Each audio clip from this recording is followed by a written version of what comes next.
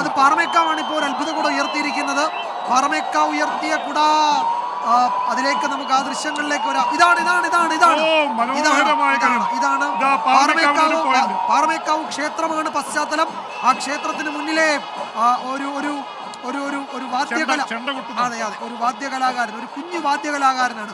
പാറമേക്കാവ് ക്ഷേത്രത്തിന്റെ മുന്നിലുള്ള ആ ഗോപുരം, അലങ്കാര ഗോപുരമാണ് അതിന്റെ തിരുവമ്പാടി, 9 പാറമേക്കാവ്. പാറമേക്കാവ് കയറി വരാനാണ് നടത്തുന്ന ശ്രമം നടത്തുന്നുണ്ട്. 12-9 ഇത് മനോഹരമായ കാഴ്ചയാണ്. ആനപ്പുറത്തിരിക്കുന്ന കലാകാരന്മാർ, അവര് ഈ പാറമേക്കാവ് അമ്പലത്തിന്റെ പശ്ചാത്തലത്തിലാണ്, പാറമേക്കാവ് ക്ഷേത്രത്തിലെ അലങ്കാര ഗോപുരമാണ്, അതിന്റെ പശ്ചാത്തലത്തിലാണ് ആ മേളക്കാരനെ സൃഷ്ടിച്ചിരിക്കുന്നത്. അതൊരു മനോഹരമായ സൃഷ്ടി തന്നെയാണ്. അതിൽ ആലവട്ടവും അഞ്ചാമരവും ഒക്കെ എന്തുന്നവർ ആനപ്പുറത്ത് നിന്നിട്ട് അവരുടെ ഒരു നൃത്തച്ചുവടുകൾ വെക്കുന്നത് പോലെ നമുക്ക് തോന്നുന്നുണ്ട് കാണുമ്പോൾ.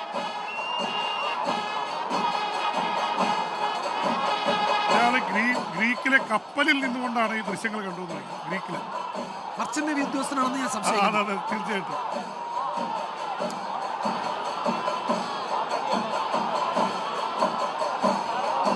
അത് ഛോട്ടാ ഭീമാണോ എന്ന ഒരു കാർട്ടൂൺ കഥാപാത്രമായ ഛോട്ടാ ഭീമാണോ എന്നൊരാളിപ്പം കമന്റ് ബോക്സിൽ ചോദിക്കുന്നുണ്ട്. കണ്ടപ്പോൾ എനിക്കും അങ്ങനെ തോന്നി, സംശയമുണ്ട്. ഇനി ഛോട്ടാ ഭീമെങ്കിൽ അങ്ങനെ ചെറിയ വാദ്യകലാകാരനാണെങ്കിൽ അങ്ങനെ ഏതർത്ഥത്തിലും എടുക്കാം. വീണ്ടും വരുന്നു. തിരുവമ്പാടിയാണല്ലോ, തിരുവമ്പാടി ഇത്തവണ തകർത്ത് പെയ്യുകയാണ്, തകർത്ത് പെർഫോം ചെയ്യുന്നു. 13-9 തിരുവമ്പാടി, 13 പാറമേക്കാവ് 9. അത് ഒരു ഭദ്രകാളി രൂപമാണ്. ജെയിംസ് സാർ നോക്കൂ, മനോഹരമാണ്, ബ്യൂട്ടിഫുൾ. ഒരു തരത്തിലും ഞങ്ങളൊന്നും മിണ്ടുന്നില്ല, ഇത് കണ്ടാൽ മതി പ്രേക്ഷകർ എല്ലാം മനസ്സിലാവും. കളർഫുൾ ആയിട്ടൊരു തിരുവമ്പാടി 13 പാറമേക്കാവ് 9. ഇതൊരു അത്ഭുത കൂടെയാണ് കേട്ടോ ജെയിംസ് സാർ. ഇതൊരു വിസ്മയമാണ്. എന്ന് മാത്രമല്ല, ദൂരെ നിന്നുള്ളൊരു വിഷൻ എന്തൊരു മനോഹരമായിരിക്കുന്നു. ഇത് മനസ്സിൽ സങ്കല്പിച്ചിട്ട് വേണമല്ലോ ഈ കുട ഡിസൈൻ ചെയ്യാൻ.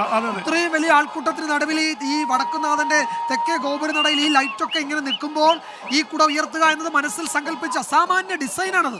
അത് കലാകാരന്മാരുടെ ആ ഒരു വിഷൻ, അത് അഭിനന്ദിച്ചേ പറ്റൂ. അതൊരു ബിഗ് സല്യൂട്ട് കൊടുക്കേണ്ട. ജനലക്ഷങ്ങൾ ഇത് കാണുന്നു, പക്ഷെ ഇതിന്റെ പിന്നിൽ പ്രയത്നിച്ചവരെ നമ്മൾ ഒരു നിമിഷം ഓർക്കണം. ഉറപ്പായും കലാവിരുദ്ധാണ് ഇവിടെ നമ്മൾ കണ്ടുകൊണ്ടിരിക്കുന്നത്.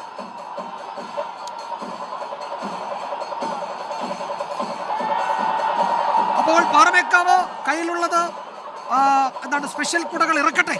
13-9 ഇപ്പോൾ. 13-9 13 പോയിന്റുമായി തിരുവമ്പാടി മുന്നിട്ട് നിൽക്കുന്നു. പാറമേക്കാവ് 9 പോയിന്റുമായി അല്പം പിറകിലാണ്.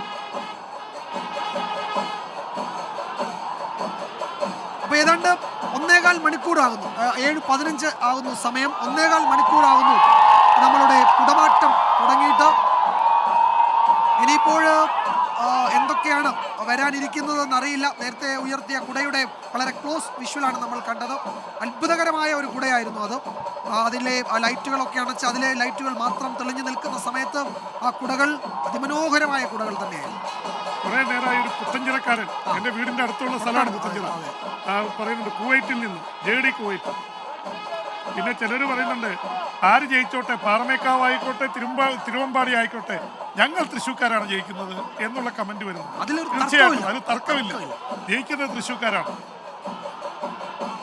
നമ്മള് ജെയിംസ് സാറ് ഇത് നമ്മൾ എന്താണ്, കേരളത്തെ എക്കാലത്തും ലോകം കണ്ടിട്ടുള്ള കാഴ്ചകളിൽ ഒന്ന് ഈ തൃശ്ശൂർ പൂരത്തിലെ വർണ്ണ കാഴ്ചകളാണ്. അതിനെ പരമാവധി ലോകത്തേക്ക് എത്തിക്കുകയാണ്. തൃശ്ശൂർ പൂരത്തെ കുറിച്ച് അറിയാത്ത ആൾക്കാരുണ്ടാവില്ല എന്നില്ല. കാരണം മലയാളികളുള്ള സ്ഥലങ്ങളിലൊക്കെ തൃശ്ശൂർ പൂരത്തെ കുറിച്ചുള്ള അടുത്ത അത്ഭുത കുട ഉയർത്തിയിരിക്കുന്നു. അത് പാറമേക്കാവാണ് ഉയർത്തിയിരിക്കുന്നത്. അപ്പൊ പാറമേക്കാവിന് തിരുവമ്പാടിയാണ്. ഇതും തിരുവമ്പാടിയാണ്. അല്ല, അതില് ജെയിംസ് സാറിന്റെ ഒരു ചെറിയ വിഷയമുണ്ട്. അതായത് തിരുവമ്പാടി ഉയർത്തിയ കുടയിൽ അത് തിടമ്പേറ്റി ആനയുടെ മാത്രം മുകളിലുള്ള ആ കുടയുടെ ക്ലോസ് ഷോട്ടാണ് നമ്മൾ കണ്ടത്. അത് ശിവലിംഗമായിരുന്നു. അതെ, ശിവലിംഗമായിരുന്നു. പോയിന്റിൽ മാറ്റമില്ല. പീപ്പിൾസ് ജഡ്ജ്മെന്റ് അങ്ങനെ തന്നെ നിൽക്കട്ടെ.